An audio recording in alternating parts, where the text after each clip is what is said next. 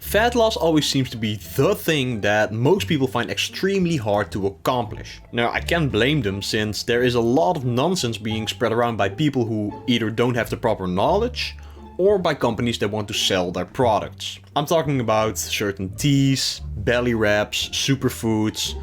I bet you can name a lot more where that came from. But what if I told you that it comes down to some very simple basics that, if applied consistently and with the right plan, makes fat loss extremely easy. In this video, I'm going to be covering the 5 biggest fat loss mistakes which slow down your progress, and with each of these mistakes, I'm giving the exact tactic you should be utilizing to lose fat efficiently. Alright, what's going on guys? Gino checking back in for another video today, and in this video I'm going to be going over the 5 biggest fat loss mistakes that you probably have made in the past or currently are still making that can really hinder the amount of progress that you're making in terms of fat loss. Alright, so mistake number 1 is not eating enough calories. That sounds really weird, right? It's a common thought that if you want to lose fat or lose weight, you need to eat a very low amount of calories. And I can see why a lot of people think that. While it's true that you need to eat fewer calories, there's a caveat that you really need to know. If you eat way too little calories at the start of your cutting phase or your dieting phase, you're actually shooting yourself in the foot and not allowing yourself to make long-term progression. Especially when it comes to fat loss, slow and steady wins the race. That's probably not what a lot of you want to hear, but it's definitely the truth. I've come across this concept with a lot of my clients who started their cutting phases at like 1800 calories, while their maintenance calories was at like 2700 or 3000 calories. And what 99% of the time always ends up happening is that, sure, for a couple of weeks they will make a lot of progress since you're not eating a lot of calories, but eventually you will hit a plateau. And if you're already at an extremely low amount of calories, close to your basal metabolic rate, you will not have enough room to lower your calories any further, so you will have to do either a lot more cardio or start your diet all over, since you simply have no room for more progression. So instead, find out what your maintenance calories are. So I've made a full video on how to calculate your macros and your maintenance amount of calories. So I'll link to that video in the cards in the top right corner of this video and in the description box down below. And from that amount, I want you to decrease your calories by 500. This will put you in a caloric deficit, which will ultimately result in fat loss. And from there on out, you have to compare your weekly average weigh-ins. And once you notice that you've hit a fat loss or weight loss plateau on a week-to-week basis for about a week or 2 weeks straight, decrease your calories by 100 or add some cardio. By doing this, you can allow yourself to make long-term progression and actually reach the body fat percentage or the specific look that you're chasing after. The second biggest fat loss mistakes that most people make is that they absolutely destroy themselves in the gym. Now don't get me wrong, in order to achieve the results you want, you will need to put in an adequate amount of intensity and effort, but again, there's a caveat.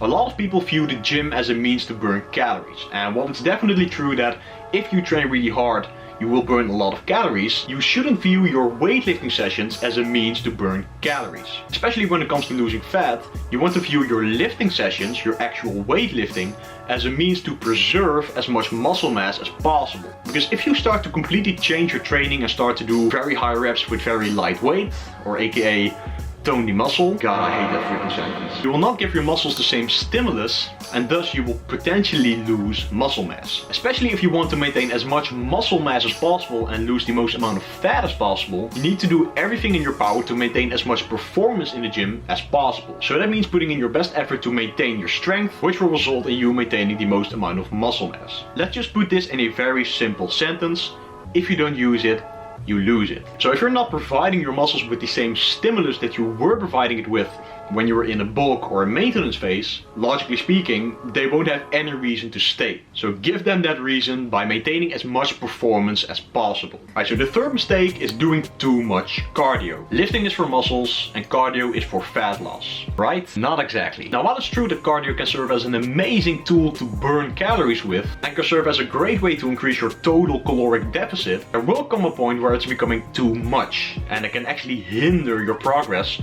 or the ability to maintain as much muscle mass as possible. Now, while lifting weights is a stressor on the central nervous system, cardio is as well. And especially the more intense or the longer duration cardio that you're doing, the more stress that it will cause on your body. Especially when you're trying to lose body fat and you're eating in a caloric deficit, you have a limited amount of recovery capacity. And while it should be the goal to lose body fat and maintain as much muscle mass as possible, you should be giving the most amount of recovery capacity to your actual weightlifting sessions. The way that you should be looking at cardio is the same as decreasing your calories once you've hit a fat loss plateau. So you need to be thinking in total weekly calories. What you should be doing once you hit a fat loss plateau is decrease your caloric intake by 100, which will serve as a 700 caloric greater deficit for the total of the week, or add in 700 calories of cardio for the total of the week, spread out into multiple sessions.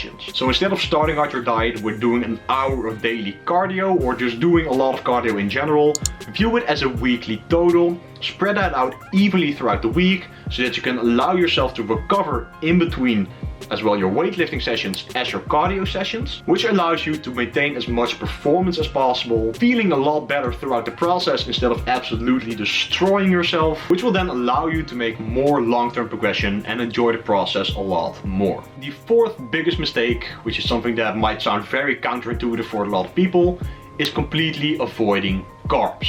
There is no need to avoid carbohydrates, whether you want to lose fat or build muscle mass. Carbs do not make you fat, nor do they keep you fat. Now, as I mentioned, you need to slowly but steadily decrease your calories once you hit a fat loss plateau in order to make long-term progression.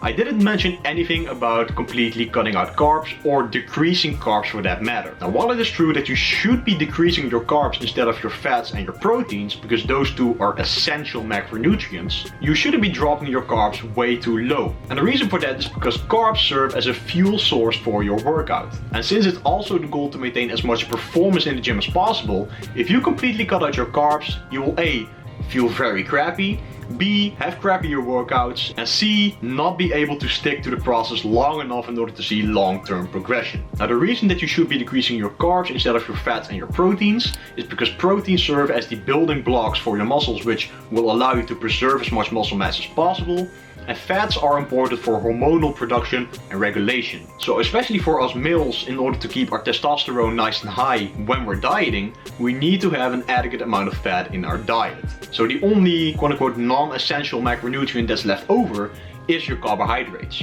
So you should be decreasing them once you hit a fat loss plateau, but there's no need to go completely zero carbs. Alright, and the fifth biggest mistake when it comes to fat loss is having cheat days. Alright, don't click off the video just yet. I am totally not saying that you shouldn't be having any form of flexibility in your diet, but what I am saying is that you should keep it under control.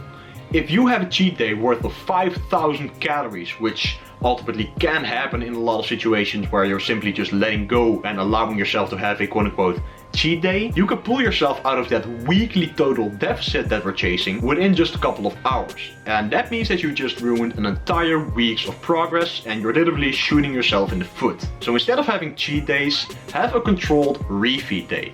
Now, a refeed day is a day where you increase your carbohydrates until your calories are at maintenance or slightly above maintenance, which can serve as both a psychological boost and a physiological boost, since you're allowing yourself to have a little bit more carbohydrates, enjoy a good meal, preferably with company, and refuel your glycogen by the amount of carbohydrates that you're eating, which will serve as a great boost for the coming workouts after the refeed day. Now, this is also a great tool to allow for more long-term progression, since you can literally just take a break for one day, sit back, relax, decrease your stress levels, and allow you to kick the week's ass in the coming days. Alright, so those are the 5 biggest fat loss mistakes that most people make when they want to lose body fat. If you have any questions regarding the 5 mistakes that I mentioned in this video, then please let me know in the comments down below.